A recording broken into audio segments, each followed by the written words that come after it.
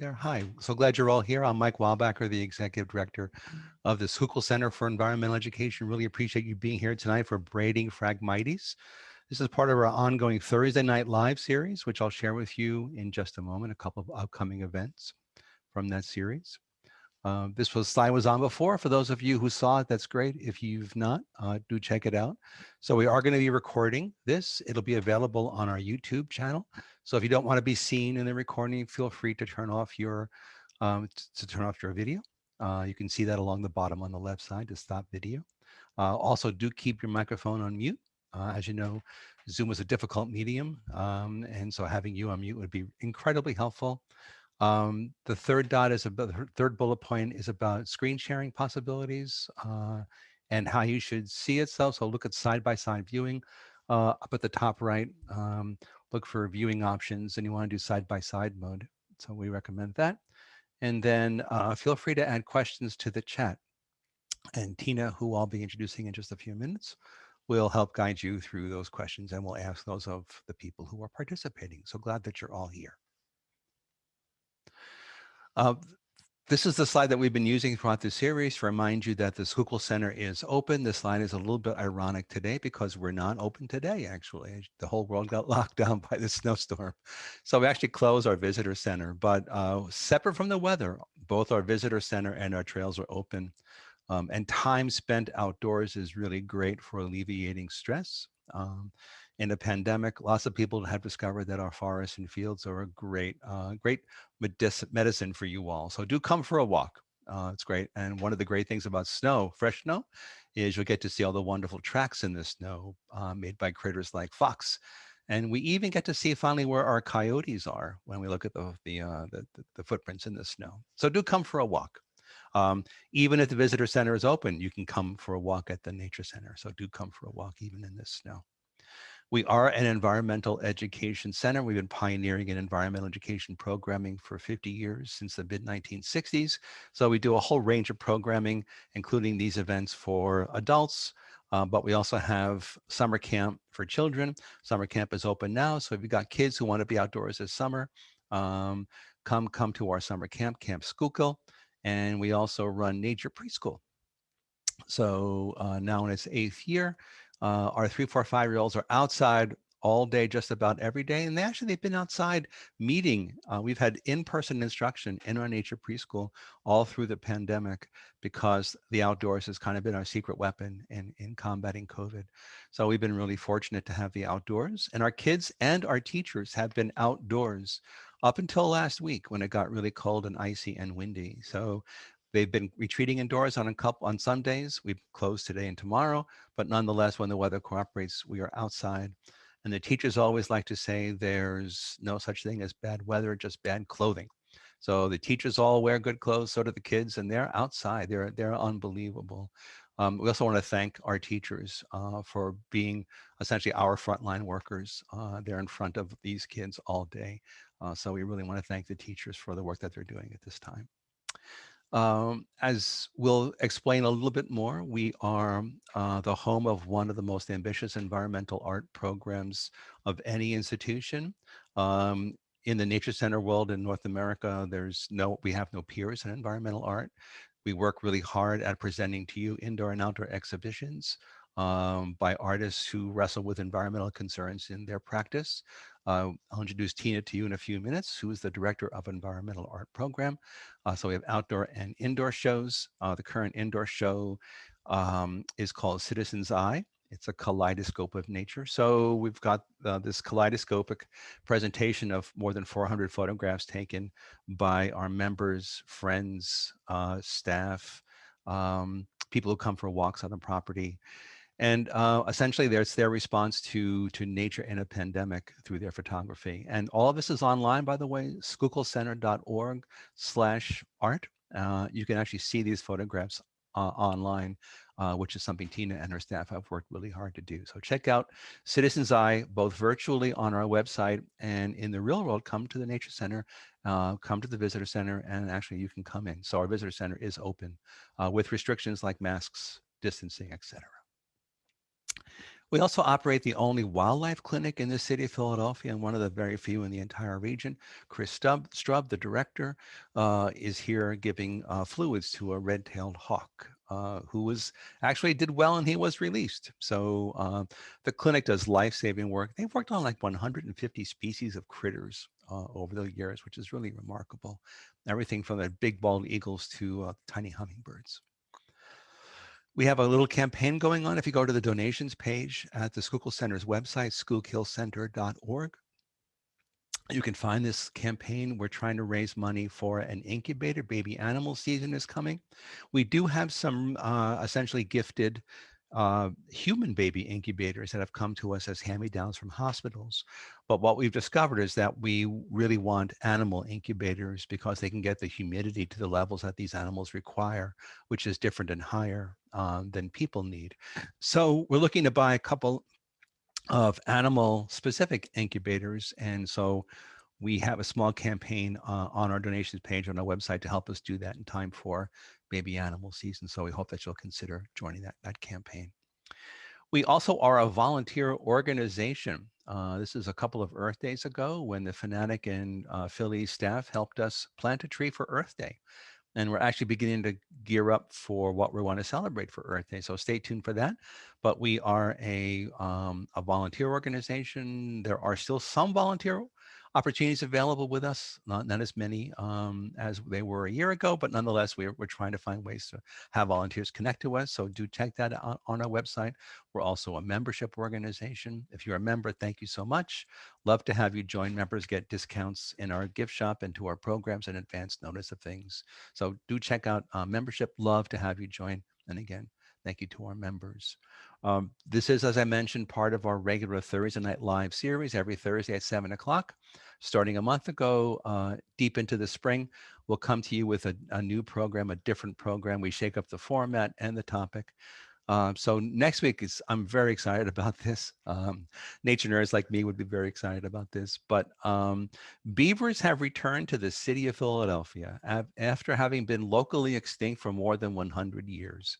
So we suddenly have beavers in a couple of places in the city of Philadelphia, including in Roxborough, Manayunk, down by Flat Rock Dam.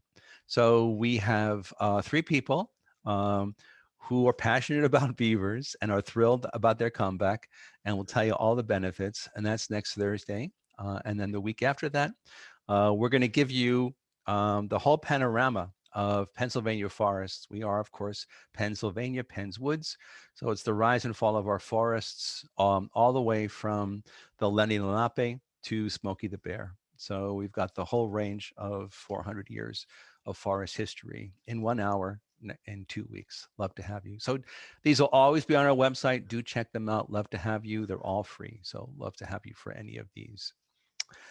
Tonight, as I noted, is not just another edition of Thursday Night Live, but it's also the 10th annual Richard L. James Lecture. We typically welcome you to the auditorium on this important evening, but we're happy that we're virtual tonight because if we were in the auditorium, we would have had to postpone and reschedule.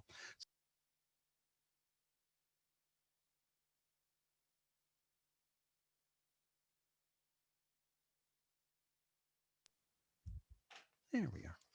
I hope that you'll uh, let me show you just a couple of slides about Dick. Dick is the gentleman second to the right in this photograph. He's in khaki, leading a bird walk for a group of students from Chestnut Hill Academy in the 60s.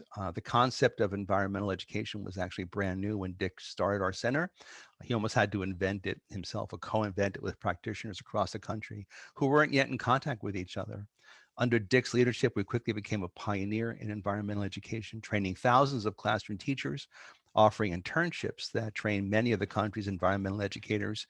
Many people actually left here to found nature centers elsewhere. For example, Peace Valley Nature Center up in Doylestown was started by an educator who got and then came here for an internship and then went off to establish the Nature Center.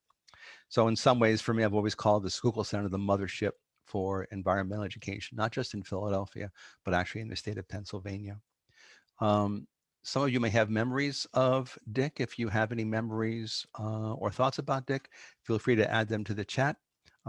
Dick was here so long ago, that's him on the left. that Mayor Frank Rizzo gave him a visit back then.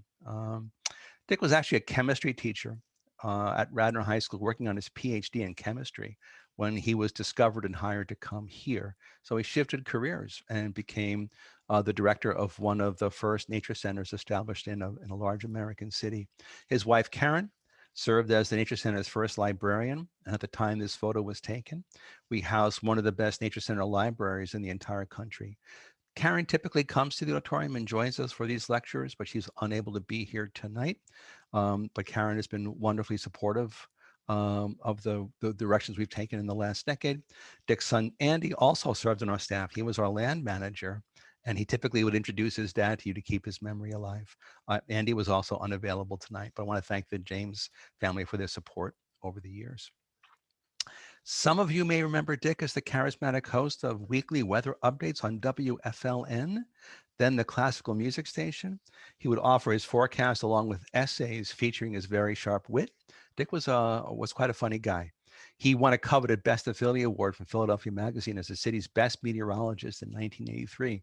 And he wrote a weekly column, This Week Outdoors, for the Roxborough Review, a mantle I have happily taken on. My column is called Natural Selections, but you can find me online in the Roxborough Review. Dick was also the leading environmental keynote speaker and lecturer in Philadelphia in the 70s and into the 80s. He traveled the whole state giving his environmental talks. He was the go-to guy for so many environmental organizations. One of Dick's many talents was recognizing where the cutting edge was in environmental education and making sure the Schuylkill Center was there. So the challenge we set for ourselves in creating this lecture series 10 years ago was to do that, to find the cutting edge and sharpen it here. In 2013, we unveiled our plans for opening Nature Preschool at this event. Now in its eighth year, it has emerged as one of the most successful programs we've ever offered. In 2014, we looked at the implications of how nature impacts our health and announced Nature PHL, our innovative health and wellness program. In 2016, we launched our Year of Climate Change with a panel discussion on climate change in the city of Philadelphia. And in 2018, we marked the Year of Water here at this event. So this year, we shine the spotlight on our wonderful environmental art program. As I mentioned, the most ambitious art program of any nature center in the country. And I'm thrilled to turn the evening over to Tina Plokars, the Director of Environmental Art here at the Schuylkill Center. Tina, thank you. Thank you, Mike. And thank you, everybody, for coming tonight. A warm welcome also from my side. I'm very excited to introduce you tonight to this wonderful project by Sarah Kavage and Yaroub Al-Obaidi, Al-Mudhif, a confluence. And I will first wanted to give you a quick update what we will actually do tonight. So our outline will be a quick overview I will give you over the art initiative itself, where this art project is part of.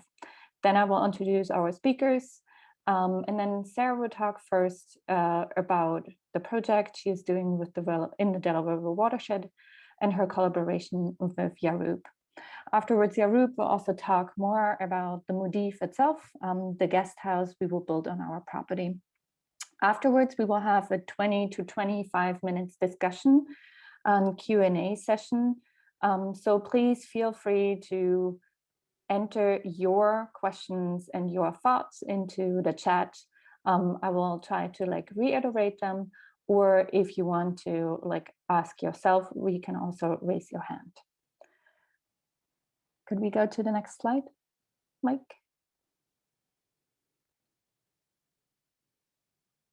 So this art project is part of a larger initiative. A couple of years ago, the Schuylkill Center entered into a partnership with the Alliance for Watershed Education, also known as AWE. That's a regional initiative of 23 partnering environmental education centers located throughout the Delaware River watershed. In Delaware, New Jersey, and Pennsylvania. The Delaware watershed, I have to say that it also reaches to New York, but this initiative of 23 centers is only in these 3 states, Delaware, New Jersey, and Pennsylvania. In 2017, the Alliance took on an art initiative where 2 projects were chosen by an open call by environmental artist Sarah Kavage. We will hear from her tonight. and from interactive game designer Adrian Mackie. She is the founder of Swim Pony here in Philadelphia. Both projects are part of this larger art initiative called Lenapehoking Watershed. Lenapehoking is called like that because it's in a recognition and acknowledging of people's relationship to indigenous population in the region. This term came also together in a close collaboration and exchange with Natikoke, Leni Lenape tribal nations for this project. The term Lenapehoking is basically translated into watershed, but it also refers to the entire region the artist will be working in. Can we have the next slide, please? So the first artist, one of the two artists is Adrian Mackie. I just want to quickly go over her project that will be launched in the fall this year. It will be an interactive card game called Waterlogged. And it will use humor, memory, and physical-based play to inspire users to explore the watershed more. This game's protagonists are a band of intergalactic explorers who are curious about our watershed and want to learn more. So you can learn with them together and explore these 23 environmental centers, but you can also play this card game everywhere where you can find nature. This game consists of 3 decks, a foundation deck, 19 extension decks of these specific centers, and 1 dedicated deck to the Lenape tribe. You can find more. I will share later a link about Swim Pony. Could we see the next slide? The second artist who we will talk also tonight to is Sarah Kavage. She will create a series of temporary thatched installations and furniture, as well as woven and braided grass installation throughout the Delaware River watershed. She will work exclusively with natural materials such as meadow grasses and the invasive wetland grass Phragmites. Phragmites is also the material we will talk today about.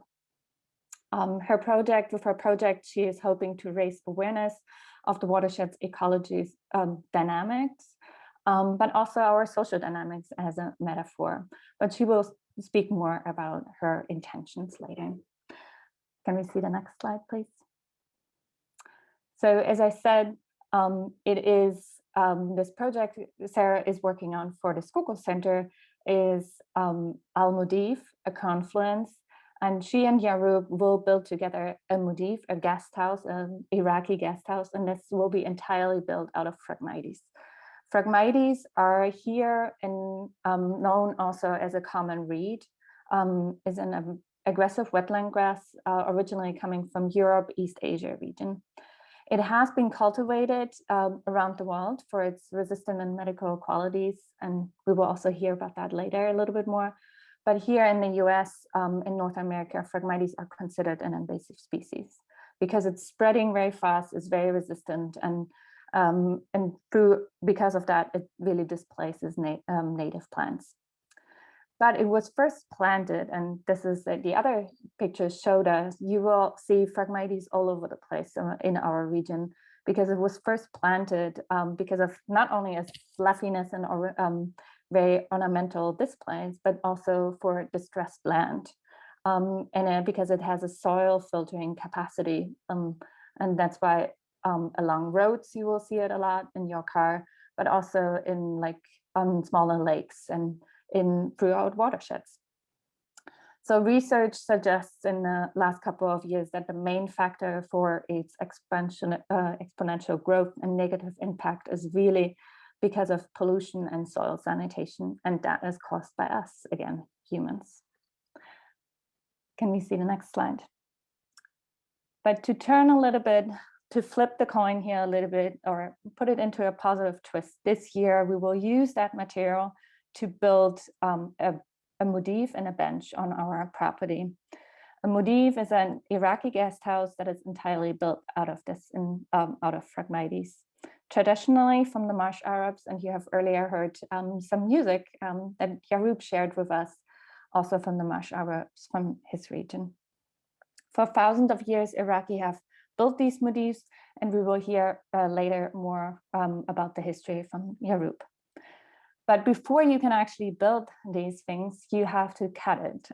And to cut the Mudhif, to cut the Phragmites for a Mudhif, we will host also by the end of this month. So actually next week, Saturday and Friday, we will host at John Hines Wildlife Refuge Fragfest to cut the Phragmites, so that we can use it for this building. So if you are interested and want to volunteer with us, don't be shy and come to John Hines and help us cut Phragmites for this project. In the early summer, we will build a Mudhif, here being seen on the left-hand side. And then in the fall, we will, summer and fall, we will activate it with different kinds of programming. But before I start to hand over, I like to give a quick bio about both artists. Could we see the next slide, please? Sarah Kavage, here on the left. She will introduce herself more. Is a Seattle-based artist, visual artist, and cultural organizer.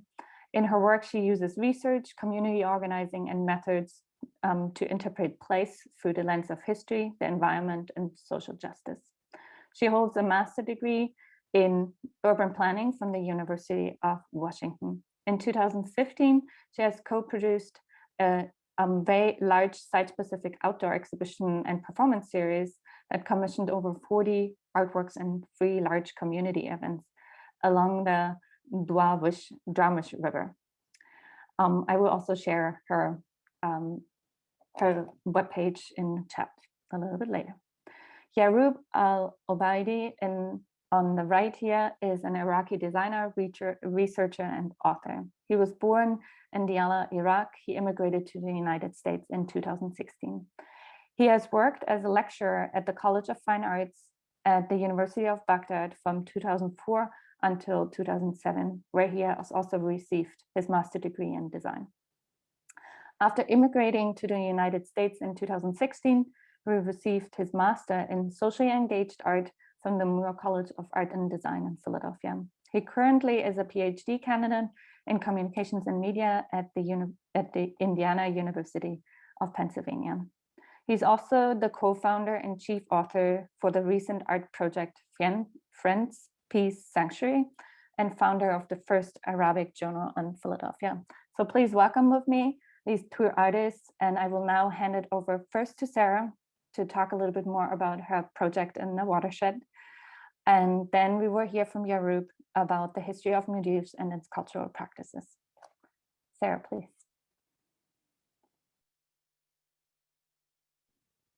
Hello.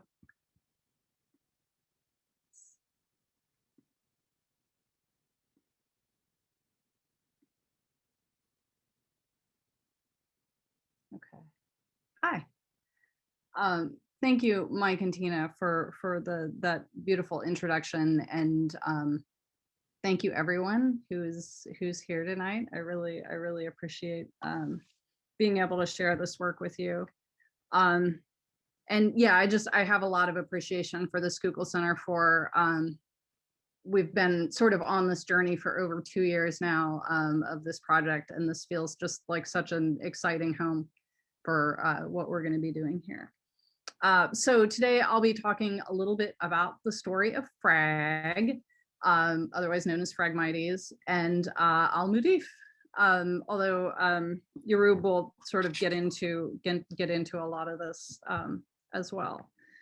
So we'll all be weaving and overlapping our stories together.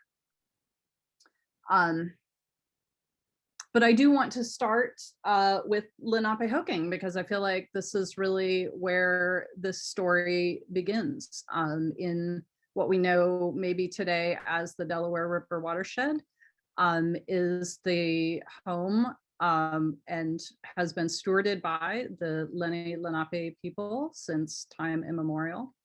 And so, as Tina noted, this place is known as Lenapehoking, the land of the Lenape people.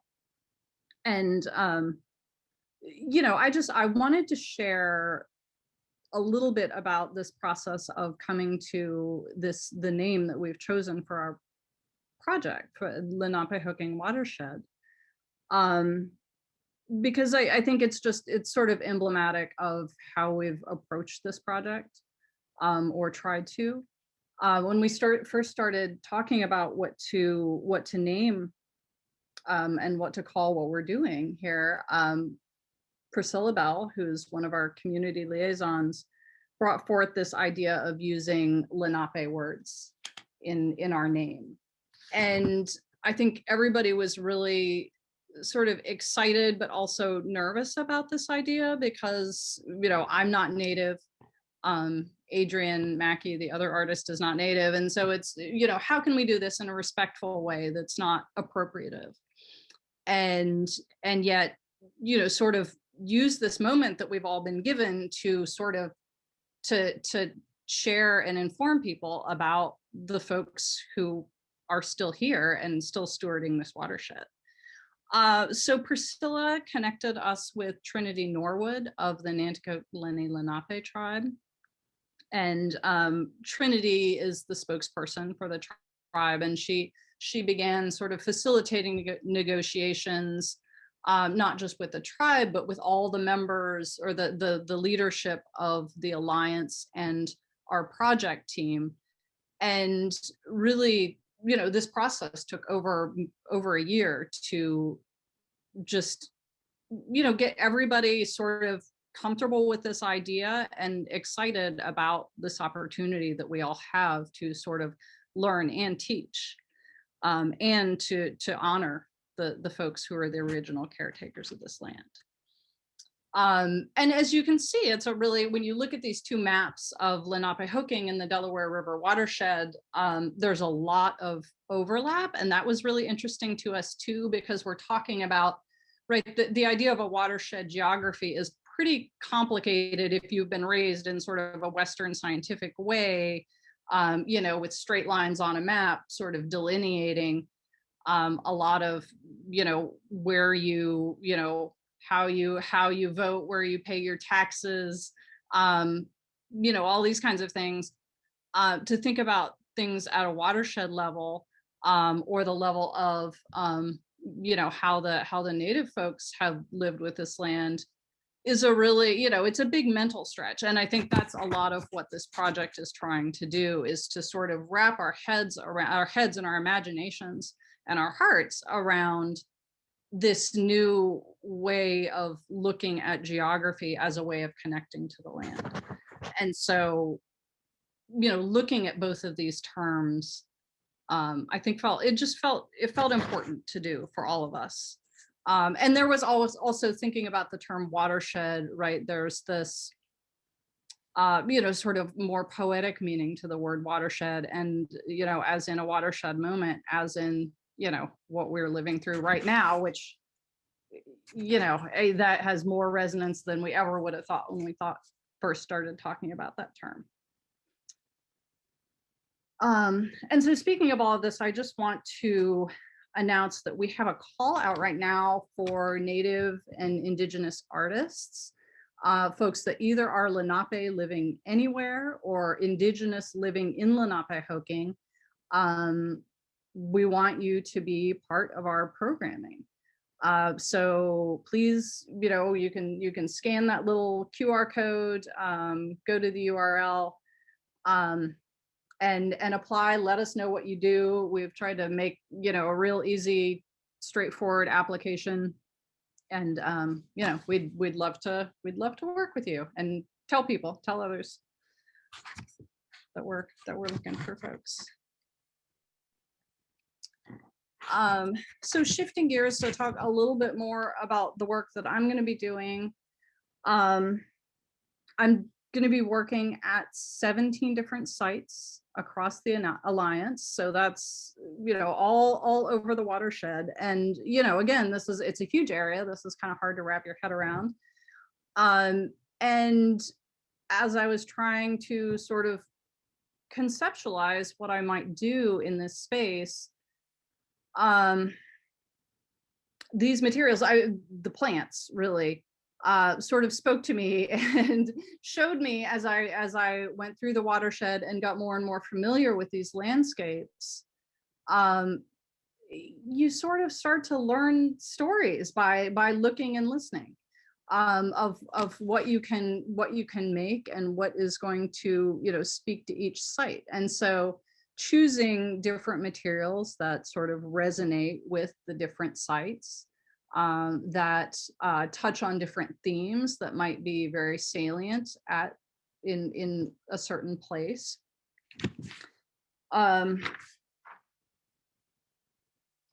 And there's an old, I've said this several times in other talks, so sorry if you've heard this before, but there's this old rule in plant medicine, which is that the thing that is going to heal you is literally growing almost outside your front door.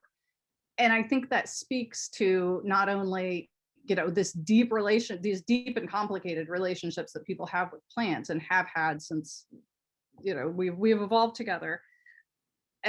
But it also was sort of my guiding principle for this project without even realizing it, just to try and take something that's familiar and turn it into something that's a little bit more wondrous and fantastic for folks to experience. So, and these are, so what you're seeing on the screen right now is most of the materials I think that we'll be working with during this project. Phragmites is one. Out of the 17 installations, I think almost half are going to be with Phragmites. It is a very major piece of this project. And so the second part of this work is that these sculptures are not just going to be sculptures, they're going to be public spaces. So, you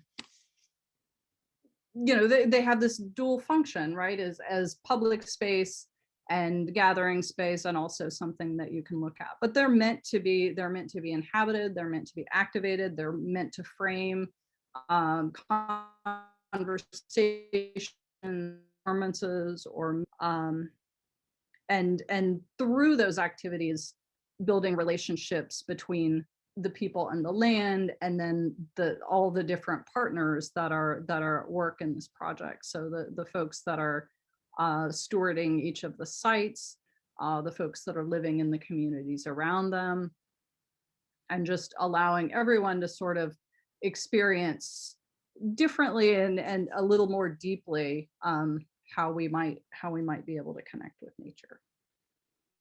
Since I'm not based in Philly, that, you know, I've worked in Seattle most of my career. This is the first time I've really been that person coming in somewhere from outside. And that is weird. It's a weird thing to have to do. And it's a little bit problematic. We've been working with a team of community liaisons, Jose Ortiz Pagan, Priscilla Bell, and Kyriaki Anastasiadis. And these are the folks that are really helping to ground this project in the local communities and to help to build these relationships and partnerships between the site and between the communities around it. And the fact that this, can you all see this whole quote? I don't know, the little boxes are blocking off the words here, so I'll just read it. The collective healing function is very important. These are not traumas that are experienced singly. They are traumas that are experienced by thousands or millions of people, and we need to heal the whole collective. That quote's from a researcher and psychiatrist, Mindy Fullilove, who's done a whole bunch of work on the health, both mental and physical health impacts of displacement. And, you know, displacement is a consequence sort of broadly of colonialism and capitalism and, you know, whether it's war or, you know, being uprooted by a freeway or gentrification or some other resource extraction or due to climate change, right? Displacement is a condition that millions and millions of people currently are experiencing. And then I look at this now, right? And so this healing needs to be in public and it needs to be collective. And I think that, so that in this work, that is intentional. It also, you know, makes me think of COVID, which we've been just talking about constantly, of course, how we, you know, how this project can react to it and support people in processing what is going to be a lot of grieving once we sort of start to, you know, poke our heads out of our houses again, hopefully later this year. And you know, this is, like Mindy says, this is not something we can process individually. This is not something we can sit in our homes and on Zoom. We really do need to be together, and hopefully this is one way to help us do that. And then in addition to saying this, you know, on top of all this, you know, for many of us, public space remains not safe or contested or not welcoming in some way. In order to really create a sense of belonging, we have to hold space for the communities and the people who have been made to feel unwelcome or unsafe in these spaces, in these sort of outdoor spaces. And you know, it's a long list, right? We have Black and Indigenous folks, immigrants, people of color, people who are LGBTQ, women. You know, there's a long way to go, but this work is, you know, hopefully a start, and hopefully, you know, we built this project so that it could change and shift as these relationships developed and dialogue went on. And I think the work with Yaroub is really just a stellar example of how this has happened.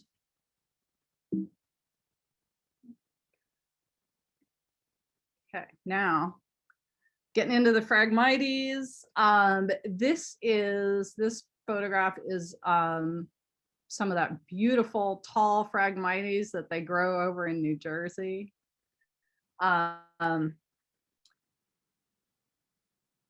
So you know, it's all, you all have seen this stuff if you live back east, or if you've been back east. It's all over the place, and because it's so prominent and because it's so very difficult to get rid of, Phragmites is the target of a lot of very serious eradication efforts. And you know, this stuff chokes out native ecosystems. So those efforts, I'm not going to say those are inappropriate. Like it's got to be done, I think. But there is a certain language and a certain method that gets applied when we're dealing with these that I don't like. It just reflects the extent to which it's common to demonize immigrants and anything that is sort of out of place in our culture, and the way that, and also just this sort of over-militarized approach that the US has to dealing with so many things, right? So eradication of invasive species, you know, we're talking about using like large-scale burning, large-scale pesticide application by airplane, by drone, by helicopter, heavy earth-moving equipment. And so you know, you sort of think about the visuals of those things, and it just makes me think about zones of conflict. And so, and you know, talking about a plant as being, you know, bad and invasive and we have to get rid of it, you know, it just, I would love for this work to sort of provoke a more nuanced understanding of that language around displacement and the movement of plants and people. Because you know, Phragmites may be invasive, but it's a beautiful plant, and it's a really useful plant. The little house, this cottage on the top left, is European roof thatching. So, you know, reed is one of the common materials for thatching roofs in Europe. There's our Al-Mudhif there on the right. Yaroub is going to talk about that some more. Phragmites has been used for basketry, medicine. You know, Tina talked about its use as you know, it has these deep roots that go way down into the soil, so it can uptake pollution, and it also, because it builds up the soil, it basically protects coastal lands from sea level rise and saltwater intrusion. So there's some discussion in the ecological community as sea level rise starts to happen. Maybe we shouldn't get rid of that Phragmites, because once you pull it out, all that coastal area is just going to get washed away. So, you know, really, like, there's some complexity here.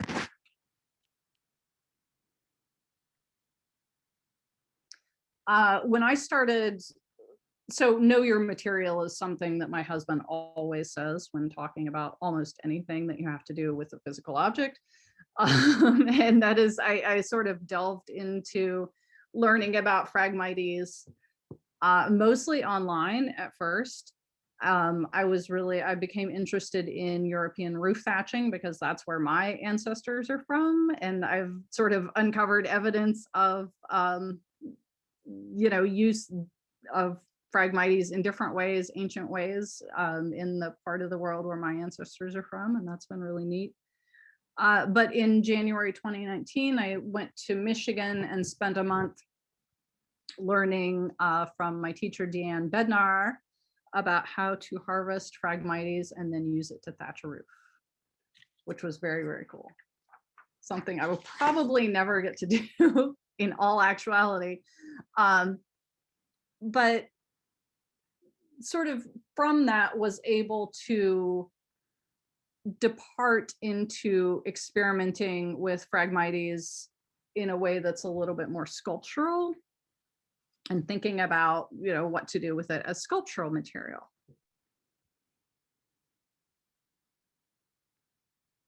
And then back in the Philly area around this time last year, we were working on FragFest 2020. That photograph at the top is from the Roxborough Reservoir, which is right down the road from the Schuylkill Center.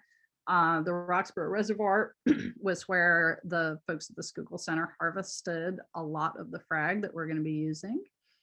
But we did this, we had a couple dozen events and probably a few hundred people that came and harvested Phragmites. And, you know, a lot of them being ecologists types and conservationist types and people who, you know, for whom Phragmites is just sort of this evil thing, right? And I think we jammed the signals a little bit because people came out of those events being like, wow, I'd never actually been in this field like this and doing this. And it's really kind of beautiful and amazing and tactile. And, you know, it sort of makes this bamboo-like sound with the reeds knocking against each other. And, you know, I think that's a great thing for people to feel. And this is right around the time where I met Yaroub.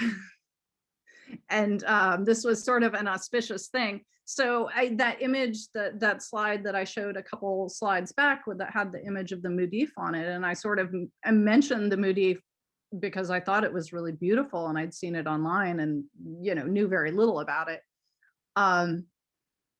And then afterwards, this was at a talk at Moore College. This is when we still went to talks in person. And afterwards, Yaroub came up to me and was like, I know how to build a Al-Mudhif. It's like, you've got to be kidding me.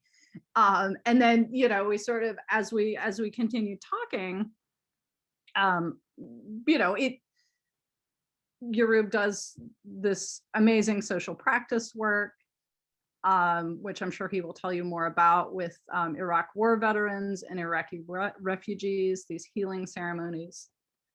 And, you know, because Al-Mudhifs are sort of traditionally welcoming and ceremonial spaces, I was just sort of blown away by this one simple conversation.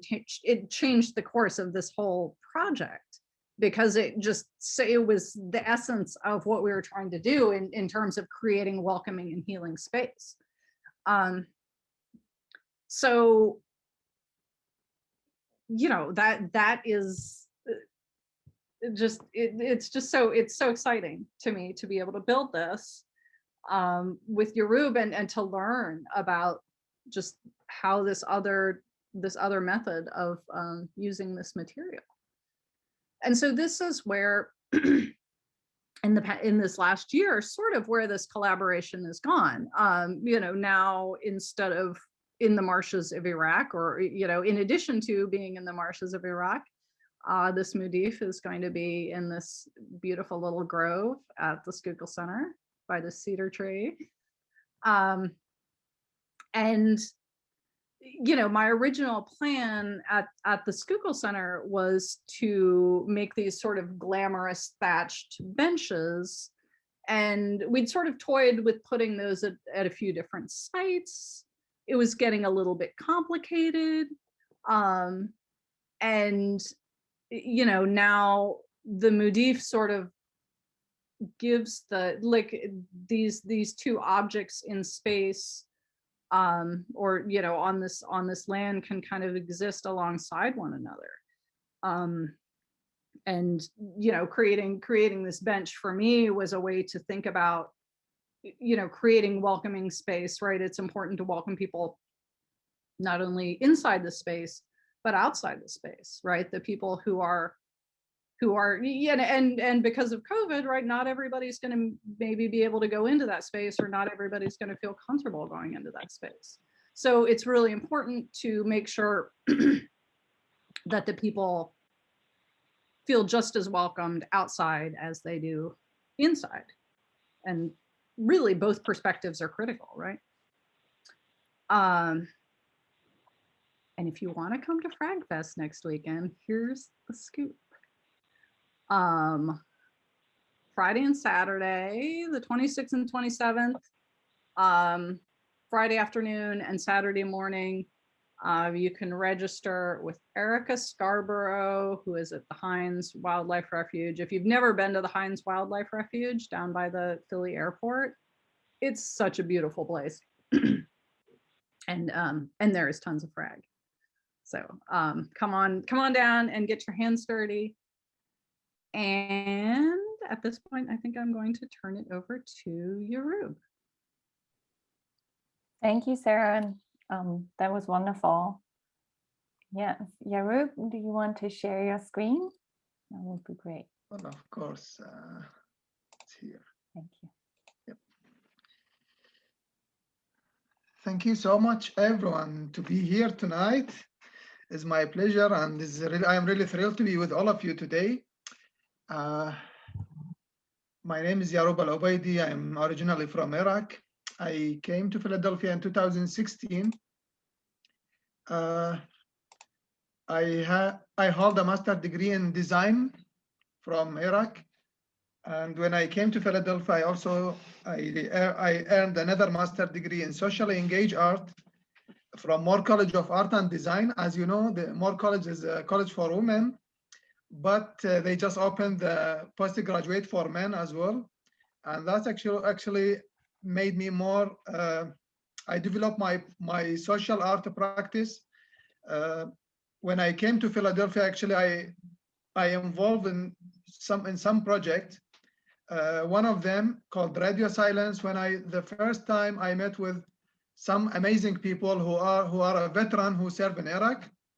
And they have such a great memories about Iraq. And from that time, we start to work together. We start to be more than friends. And later on, I met some more people. Also, I totally appreciate. I meet those people because they open my mind to some new ideas and new directions. So today, my presentation is about Al-Mudhif, the Iraqi traditional reed house. The name Al-Mudhif actually came from the Arabic word guest. So guest is in Arabic ضيف, and Al-Mudhif means when the person who came to visit the tribe leader, the leadership in that neighborhood, they usually have that space to welcome them, to Usually this space also is for gathering, like a forum, for wedding, for funeral, so many purposes for the same place. First of all, this is how life on the edge of the marsh, when some records, some statements by archaeologists and anthropologists, they say this one is the heaven of Eden. They believe that this one, what they call the heaven of Eden, when in the first religious books mention this phrase. So the archaeologists, some of them, they believe that this is the place when the old books mention, and what they mean by the heaven of Eden. This one is south of Iraq, and you can see how the villages like floating. You can see this actually. This actually, not all of them is Al-Mudhif. Most of them is housing, but for this village, there is a tribe leader. There is a leadership, a person who like he have Al-Mudhif. So all this village, the people, they all gathering in that one space. So this one, what you see is a housing. And you can see how the animals, how the people, how the housing, all in one space, they all floating together. And it's very rich, like in terms of environment. There is fish, there is animals, there is, so many. It's very rich and very nice area. The first records for Al-Mudhif actually related to about 5,000 years ago, when the first cities start to be appeared in Mesopotamia, the land between two rivers. So this is the land of Sumer, when the first records show the Mudhif, and like a first interaction between human and material. So how human start to involve the available materials to work it, to make it for their needs. And you can see this is the first cities like Kish, Ur, like Nippur, Uruk, all this, the first cities in the world. This actually is about 5,000 years ago, when in south of Iraq, when the life start to be like, start to be transformed from the settlement to people who live in cities. And those cities, what we can define now as cities. Of course, the population is not that much, not like nowadays, when we have 1,500,000 persons who live in Philadelphia.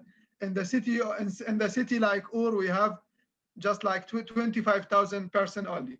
But the city was so developed because, near the marsh, near the rivers, the boats with many goods start to reach to the city, and they start to, the life start to be more developed there.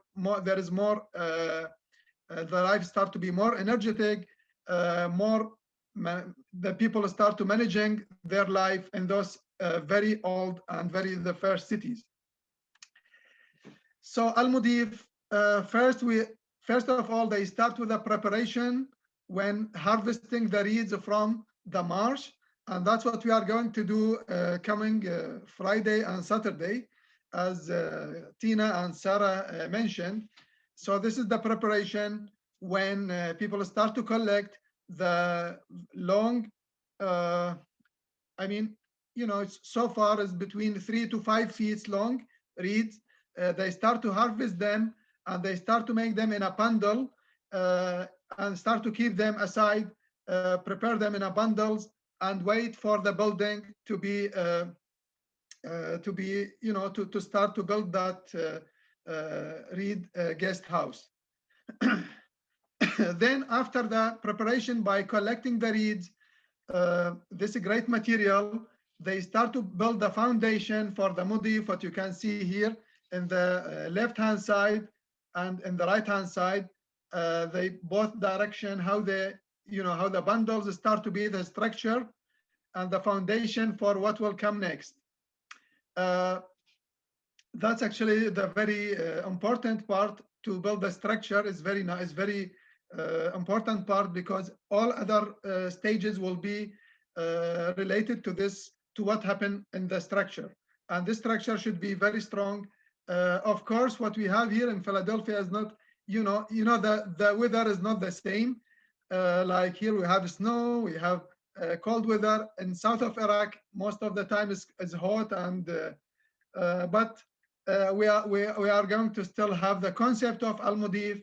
Why the concept is nice, and that's what was the important for us.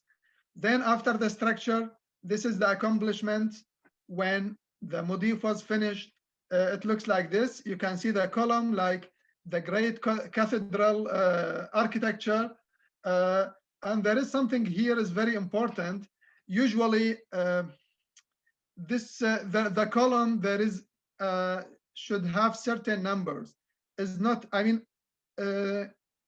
like how to say it. You can see this is the column, or the column or the bundles of Al-Mudhif. The numbers of them should relate it to that tribe. Means the tribe is too big, for example, have 9 branch, or maybe 12 or 11. So the number should be not a pair, should be like 7, 9, 5, 7, 9. So there is, even in the building, there is a rules. There is a rules inside. And that's actually very important and very nice when the people, this rules is important to organize the life, to let the people know about why is 9, why is 7. So there is a story behind that as well. So to build the Mudhif itself, there is a story. And the people who are the local people, they know what the story behind why is 5, why is 7, why is 11, until 17, until 21. So that's, of course, any Mudhif have its story. What I am going to share here is a letter from Miss Grotrud Bell. She's one of the she's author. She's the person who been to Iraq in 1918. She's author, archaeologist, photographer, and Grotrud Bell. She's the lady. She founded the Iraqi Museum. And there is something important she mentioned in some of her letter to her father. She had a book called Letters from Baghdad. She mentioned in 1920, she mentioned something about Al-Mudhif and the social life inside Al-Mudhif. When she been there, when she welcomed by the tribe leaders, by the leadership in that area. And she also mentioned about the structure. She sent some pictures to her father in London. This happened in 1920. And that's actually very important, because that's the first, the first record, the first documentation about Al-Mudhif itself, and also the social life inside that space. And when she saw the people gathering inside, when she saw the people have very amazing social activities inside. And one of the things she mentioned is the coffee. When she say exactly, she tell her father, and this actually in 1920, she say the coffee served as a ritual inside Al-Mudhif. And on any Mudhif, they should have a coffee. Of course, it's not like American coffee, is a bit more heavier. And there is a coffee person, someone who take care of coffee all the time. And also the other thing in Al-Mudhif, during the gathering, actually the food served 24 hours for anyone, like any guest. No need to know who's this person. Anyone lost his way, he's on the way to another place, have a long journey, so he can't just come inside Al-Mudhif. He will find he will find some people inside. Then they will serve him food, coffee, tea. There is something very interesting about coffee I want to mention here. For example, if there is someone came and enter the Mudhif and go to the tribe, sit down beside the tribe leaders, of course, the coffee person, he will serve him a cup of coffee. So here, is the point. There is some encoding and decoding a message here, because if the guest put the cup aside, means either he have a problem, or maybe he have something to you know, he's seeking for a solution. So the tribe leader, when he saw the cup aside, the guest didn't drink the coffee. This is the decoding. He will understand there is something happened. So usually he will say, please drink your coffee, and what you came for, it will be solved. So this is the decoding the messages inside that coffee. And actually that attracted me when I read for Miss Bell, when she say the coffee as a ritual. That's what I understand. There is a messages. It's not just a drink.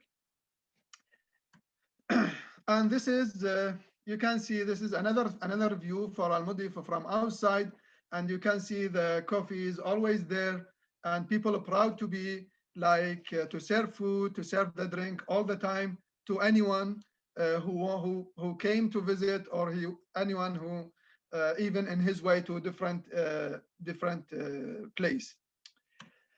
Something else very interesting about Al-Mudhif, the Iraqi British architect Zaha Hadid, unfortunately she passed away a few years ago in USA.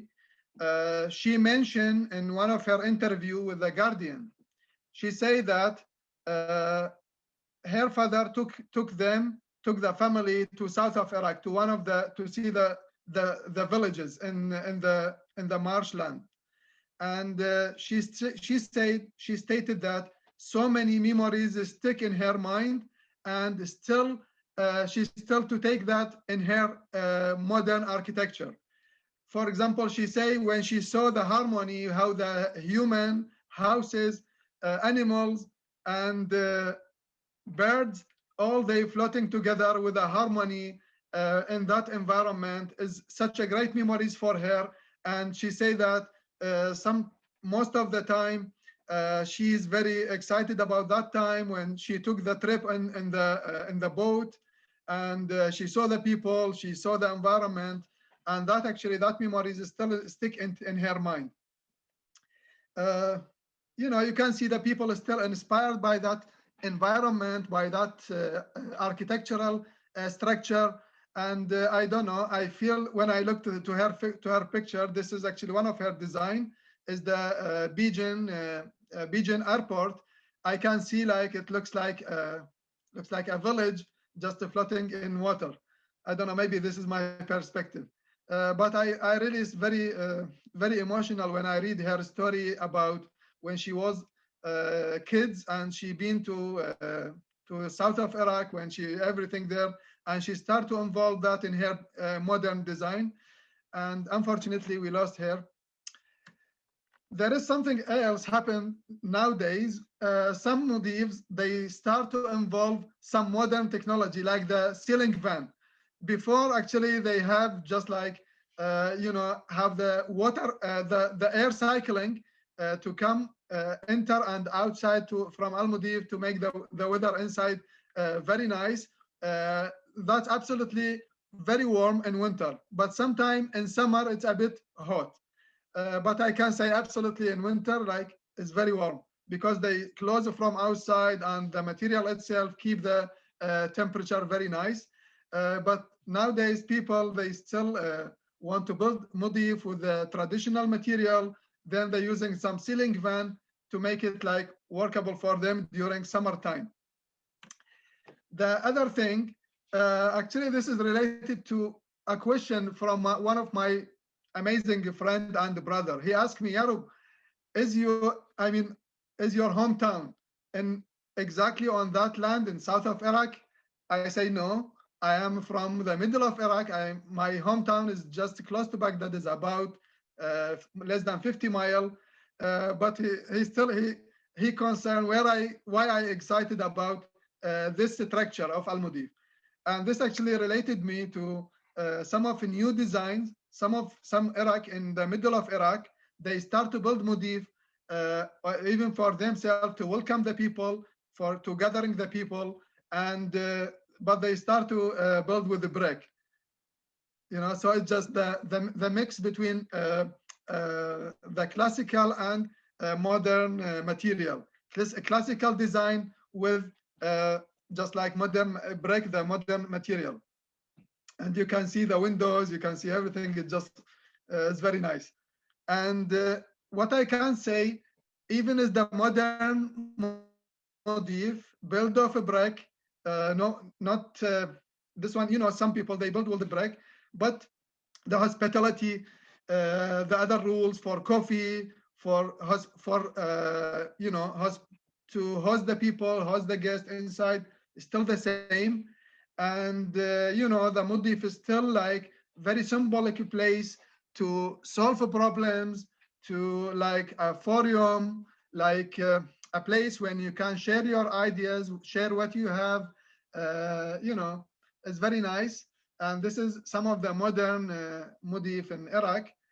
But the people, what I say, like I'm very sure, so many people are still very excited to build Mudhif with reeds. You know, even there is some new, some modern, but they still want to build from the reeds, and is actually is not cheap, is expensive. Thank you so much for listening, and yeah, we are ready for any questions. Thank you, Yaroub. That was wonderful. Thank you so much.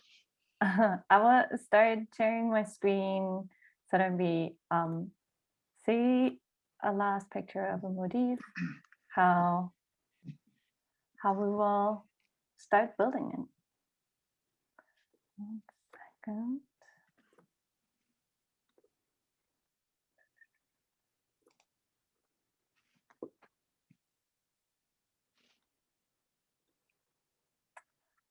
So thank you very much, you to like share your thoughts on this project. It was really great to hear, and I would like to welcome everybody to like give us also your thoughts and your questions into the chat room, or please raise your hand as you're thinking about a question.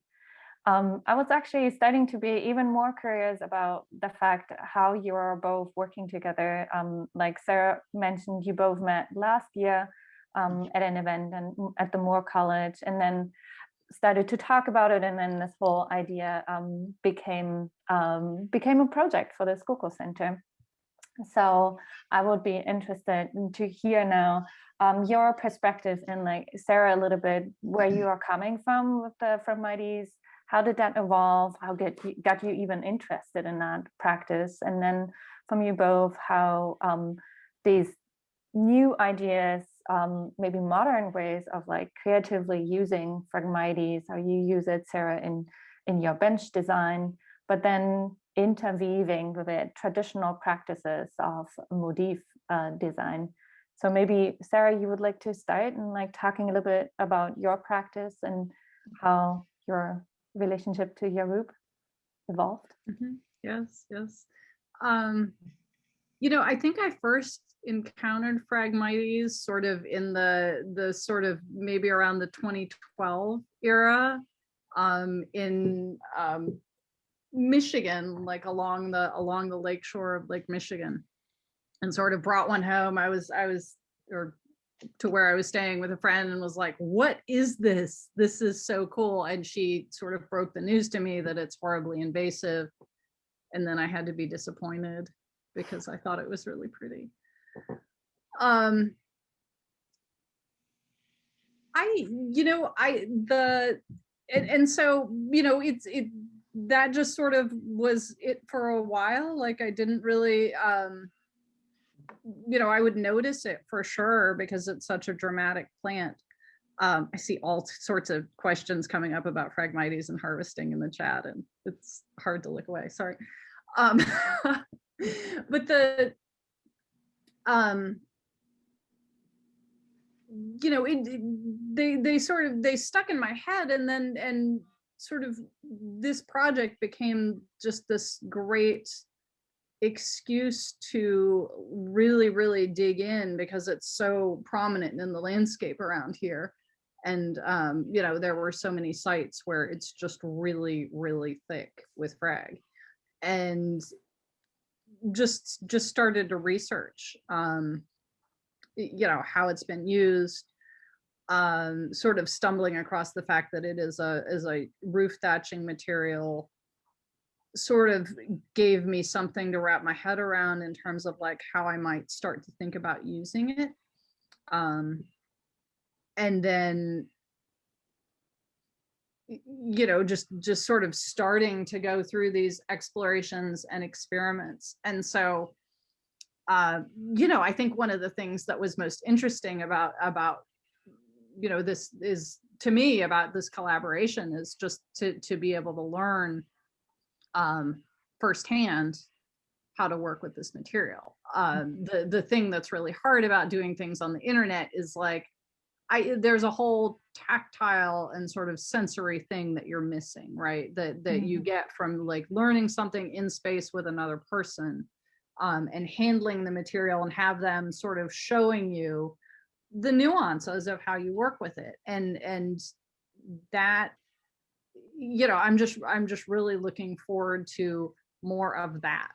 And then, you know, you sort of have that, you know, shared understanding of what this material is. And, you know, then it's just all about sort of the labor of doing something together. And for me, a lot of what I do, you know, the meaning sort of comes out of that shared labor, and there's a relationship that develops from that shared labor. And, you know, I really like that sort of like just the thinking.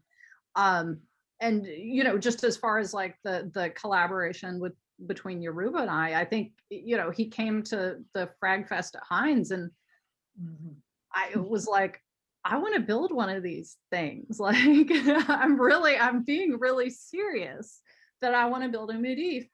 And, you know, I think part of the reason that it came to the Schuylkill Center was because Yaroub was living about 10 minutes away from the Schuylkill Center. And it was because of the work that Yaroub has done with veterans and in the Iraqi community. It was something that it just sort of, in the conversations that we'd had with the Schuylkill Center about, you know, who might want to partner with or how they might want to approach just the social engagement and activating the sculptures. It just felt that dialogue had felt unresolved. Like we'd come up with a lot of ideas, and I don't know, just nothing had really kind of felt like it was gelling. And I think this just really felt like this opportunity, this sort of confluence of, you know, the right people, the right material, the right place, and the right time. And so I think that has just allowed, I don't know, the two of us to kind of continue in dialogue as this project has gone forward, and to just really think about, you know, what that means and what it can be. Yeah, Yaroub, I really loved also, thank you, Sarah. Really loved how you showed also these like new modern designs of like a Mudhif, or how Sarah Hadid also used it. And I think that's a very crucial point, like this like conversation out of which this Mudhif will come between you and Sarah. Do you would like to add something to that? Like how you think the design will change also from like the tradition into the modern contemporary? Like the first Mudhif in Roxborough, probably in the United States. And actually, what that will mean?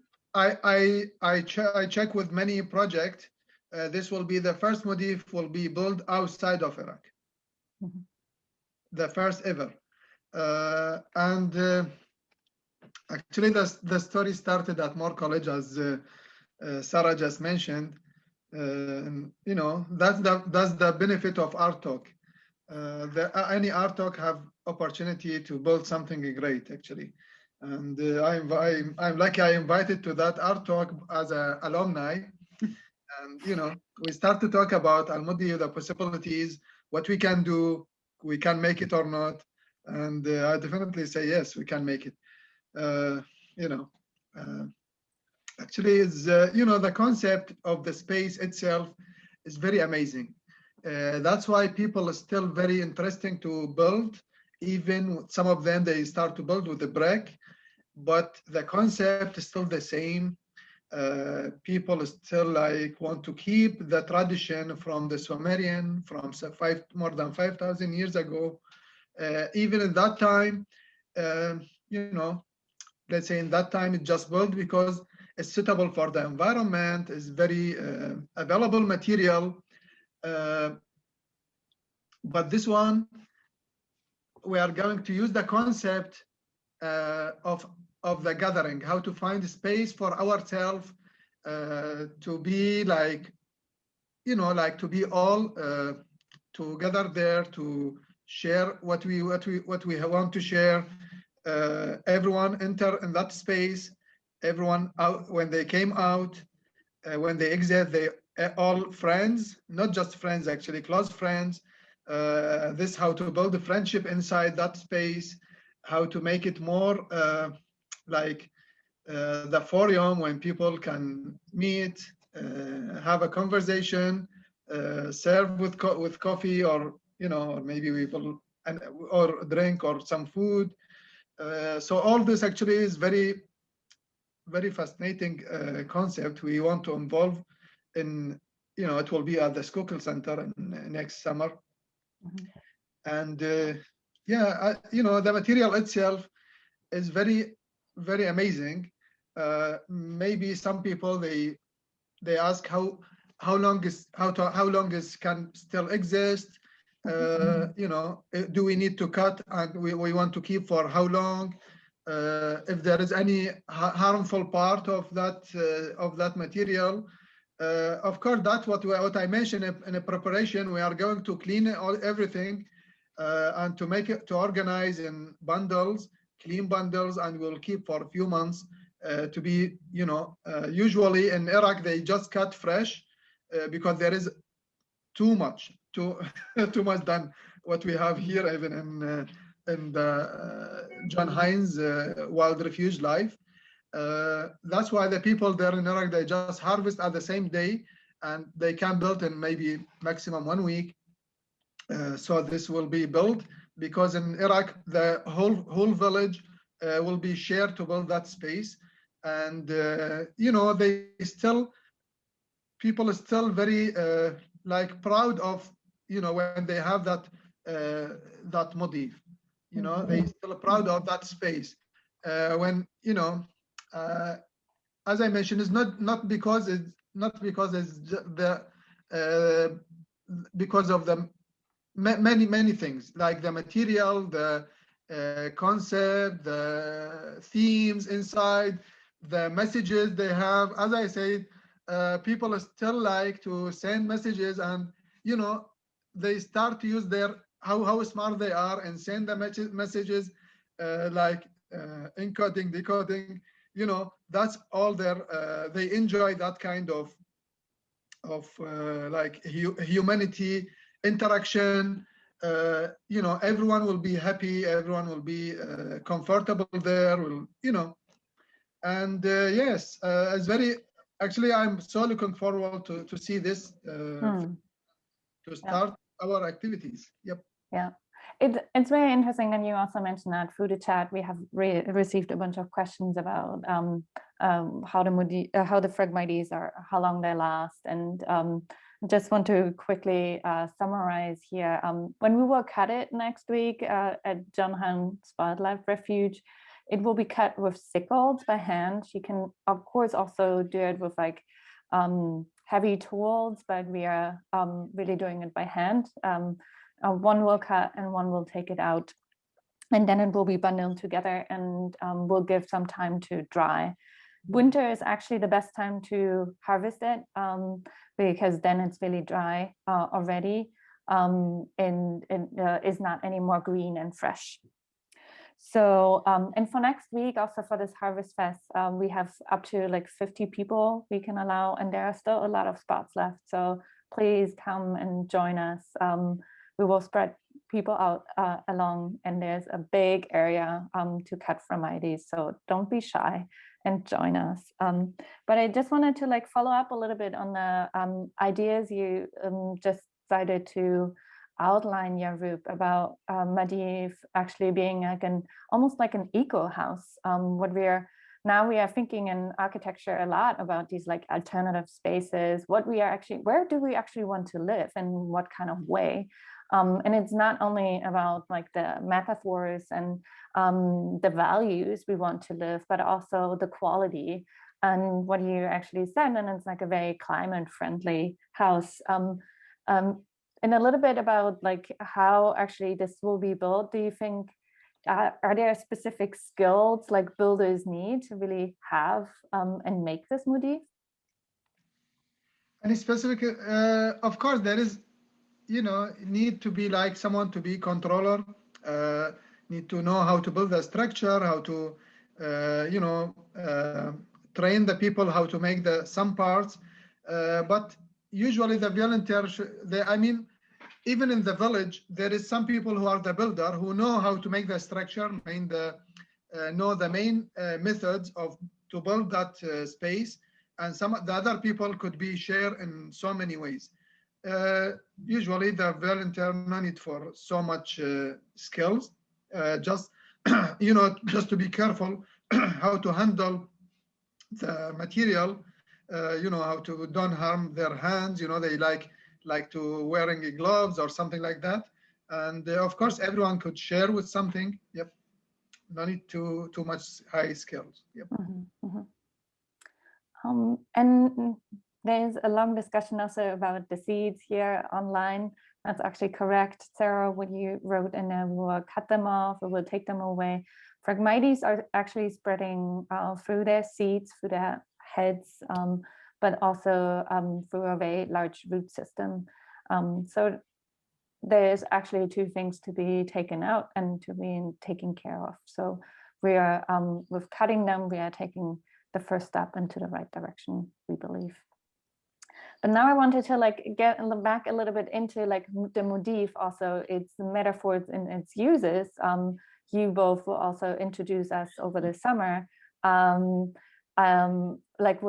like the community engagement Sarah mentioned, and maybe you can talk both a little bit more about how you want to welcome people. What kind of events have you planned, and what are you thinking about? I know we are like talking about multiple things, but I thought maybe you can share already a couple of thoughts here with our community, what they can look forward to. Sarah, would you like to start and talk a little bit about? Yeah. I'll start with a couple things, and then Yaroub, hopefully you can, talk a little bit more about your work with the veterans.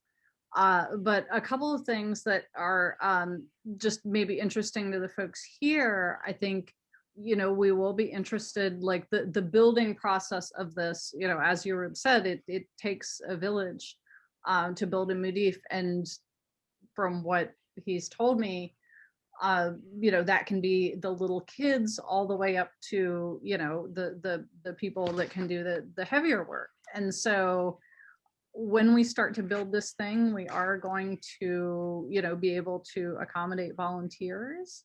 And so if this is a project you want to see, just at close range and get some experience with, you're invited to come out, and it'd be fantastic to see folks there.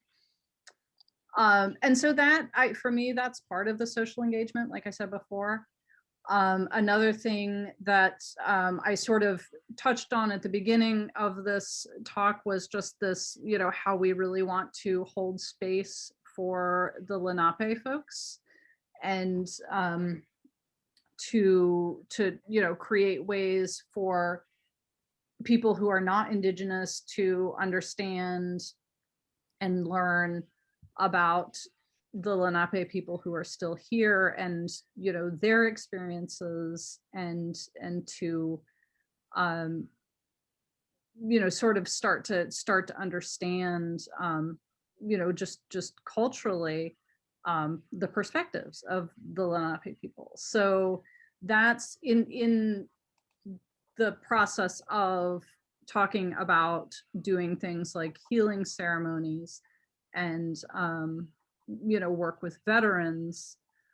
We are hoping to do some work with Native veterans as well.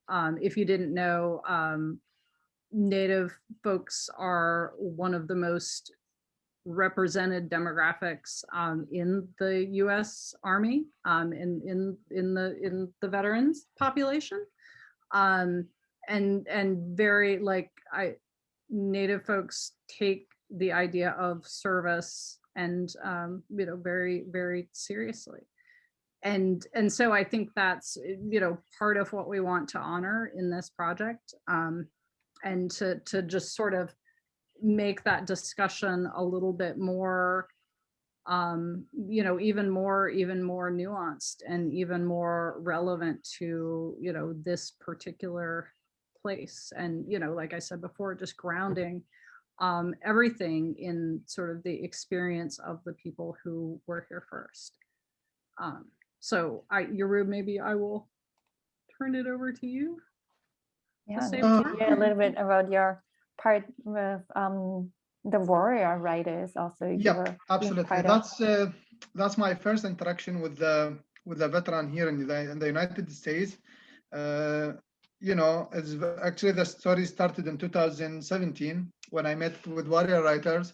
Is the organization that they do poems, they do artwork as a healing process, and I met them for dinner in Philadelphia and in May 2017, and I found that there is one of that who is a veteran who served in Iraq. He served in my hometown. He's an engineer, and it's very nice to we start to talk about my hey, where is your hometown? I'm in Diyala. Oh, I serve in Diyala. Then we start to share. He shared with me some pictures he took. One time there is a bridge actually in my hometown is just destroyed by a car bomb, and he say that he's one of the group who rebuilt that bridge, and he shared with me some pictures. It's very, very rare, rare picture, because usually after that bridge destroyed, the civilian not unable to go there, but because his work he can access to that site. So from that pictures we start. I mean, with Lawrence and with other veterans who serve in Iraq, we start to build, and we continue our friendship. We start to have coffee every week, gathering, go to eat, hang out, and that's work start to develop through many projects actually. And we did so far 4 projects with Warrior Writers, and that's actually very nice, and it's very amazing time we spent with those people. And also one time I invited by a group of another group of veterans. They do also such a great amazing ceremony. It's called moral injury, and we treated very nice there. Actually, we feel very special when everyone they surrounded us, and we feel the warming of that space. We feel the nice feeling from all of them, and that actually push us to continue the friendship, to continue the artwork as the practice to heal ourselves and heal the others as well. And how art can connect the people, how art can be the strong connection, the bridge to build that relationship. And that actually always remind me of the story of Gilgamesh. Gilgamesh, he's the very famous historic character in Mesopotamian history, and how he start his very strong relationship and the loyalty, friendship with his friend. His name is Enkidu. And I always think about that, Gilgamesh and Enkidu relationship, how they start and how they develop that until they been to the journey together to fighting the monster. And it's very interesting epic. I am to work at Penn Museum and to be near to one of that episode, the second episode actually on display. And from there, I always so excited to work with them to figure out the connection, to figure out the possibilities, to develop the friendship, to, yeah, you know, all this actually, all this very important. One thing we also discuss actually in our group with my amazing veterans brothers, you know, we are planning to have many activities to, of course, the space itself we need to activate, and we have many plans to invite the combat paper workshop, how to build, you know, like to do workshop to build, to create a box, to create the paper from the army uniform. And also we are going to do some work with the Iraqi Children Foundation, and this plans is actually going on. And that's, you know, that's why we say this space will be our space, will be the gathering, will be the, you know, a confluence. Yes. Yeah. Absolutely. Thank you, Yaroub. Yes, exactly. I think like developing this kind of friendship is exactly on our minds for this project. And I hope you all could join us for this, developing this kind of intercultural and interfaith encounter we are hoping to present to you, and like really developing this like welcoming space guest house where everybody is invited 24 hours. So come to our space and come to the Al-Mudhif over the summer and in the fall. And I will hand over now to Mike again. He will give us some last thoughts, and then we will say goodnight. Thank you, everybody, for joining us. Really appreciate it. Thank you for participating in the Schuylkill Center's programming. Thank you, Sarah. Thank you, Yaroub. Tina, really appreciate everything you're doing too. Tina's not only working on this project, but she directs the art projects for the 23 centers in the AWE group. So really appreciate it. All of you, thank you so much. We're so glad you're all here. And if I can push on, next week, we're going to do our conversation on beavers in Roxborough. Yep. So it's just really a remarkable thing. Then the rise and fall of our forests and Fragfest coming up. So thank you for joining us for the 10th annual Dick James Fest, lecture. And we'll see you next Thursday, if not sooner. And come for a walk at the Schuylkill Center when it's safe. So thank you all. Have a great night. Thanks so much. Thank you, everyone. Thank you, Tina. Thank you, Sarah. Thank you, Thank you, Sarah. Thank you, Anybody Yaroub. feel free to everyone. unmute yourself and yell a good night or a thank you. No worries. Thank you. Thank you. Thank you Night, for everyone. everybody Thank you. who joined us tonight. Thank you. Good night, everyone.